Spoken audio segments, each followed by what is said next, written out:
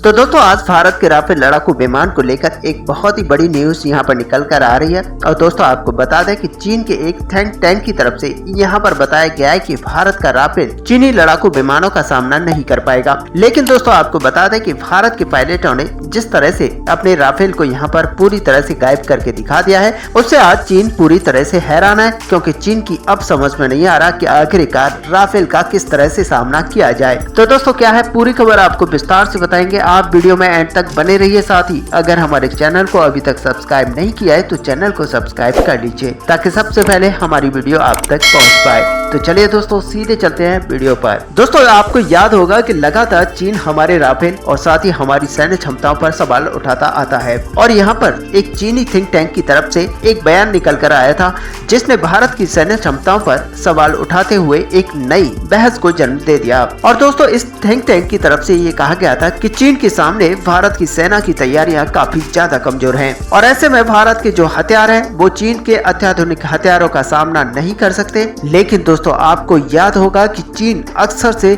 अपने हथियारों का बड़ा चढ़ाकर बखान करता है, और ऐसे में आप सब जानते हैं कि आखिरकार चीन के हथियार जो होते हैं वो किस तरह के होते हैं। जब उनको चलाने की बारी आती है तो वो किसी भी तरह का काम करने में असमर्थ होते हैं। लेकिन दोस्तों आपको जानकर आश्चर्य होगा कि चीन के जिस थिंक टैंक ने भारत के हथियारों की क्षमताओं पर सवाल उठाए हैं, उसी थिंक टैंक ने कुछ महीने पहले अपनी रिपोर्ट में भारत के मजबूत होते हथियारों की क्षमताओं पर अपनी चिंता को जाहिर किया था। और दोस्तों इसी Chinese academy of military science ने पीपल्स लिबरेशन आर्मी एक सलाहकार ने भारत की एक राफेल फाइटर जेट के मुकाबले तीन फाइटर जेट को रणनीति बनाने पर यहाँ पर ध्यान देने की बात कही थी। लेकिन दोस्तों आखिरकार एक राफेल के पीछे चाइनीज 3 फाइटर जेट की यहाँ पर सलाह क्यों दी गई, ये जानकर आपको काफी आश्चर्य होगा। दरअसल दोस्तों आपको बता दें कि चीन सिमुलेशन बार में अक्सर एक नकली युद्ध में भाग लेता है, और इस तरह के युद्ध में चीन के 3 लड़ाकू विमान भारत के राफेल से पूरी तरह से हार गए थे।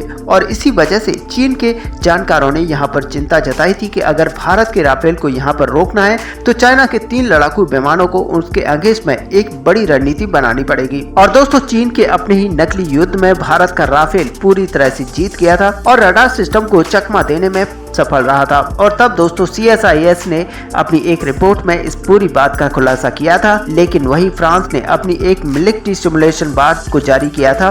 तो यहाँ पर बड़ी आसानी से चीन के रडार से राफेल सिस्टम को यहाँ पर गायब करके दिखा दिया था। लेकिन दोस्तों आपको जानकर आश्चर्य होगा कि भारत के पायलट इसको हकीकत में करके दिखा चुके हैं, क्योंकि भारतीय वायुसेना के पायलटों ने राफेल के साथ अपनी ट्रेनिंग के दौरान खुद फ्रांस के रडार सिस्टम से राफेल को गायब कर दिया था। और वहीं चीन के पास ऐसा कोई भी फाइटर जेट नहीं है जो हथियारों से लैस होकर 55,000 फीट की ऊंचाई पर फाइट करने में सक्षम हो। लेकिन दोस्तों आपको बता दें कि हिमालय के पहाड़ी क्षेत्रों में भारत का राफेल बड़े आसानी से इस काम को अंजाम दे सकता है। अब ऐसे में अगर देखा जाए तो चीन के हथियारों की क्षमता काफी बड़ी भले ही हो, लेकिन भारत के राफेल को ये चकमान नहीं दे पाएंगे। और जिन देशों के पास भी आज चीन के हथियार हैं वो खुद इस बात को कहते हैं कि चीन के हथियार काफी बोगस हैं और ये किसी भी यूज के नहीं हैं। और ऐसे में दोस्तों आप अंदाजा लगा सकते हैं कि आखिरकार भारत के जो हथियार हैं वो चीन के हथियारों से कितना ज्यादा ऊपर हैं। ऐसे में दोस्तों आप अपना व्यू हमें कमेंट पे लिखकर जरूर बताएं।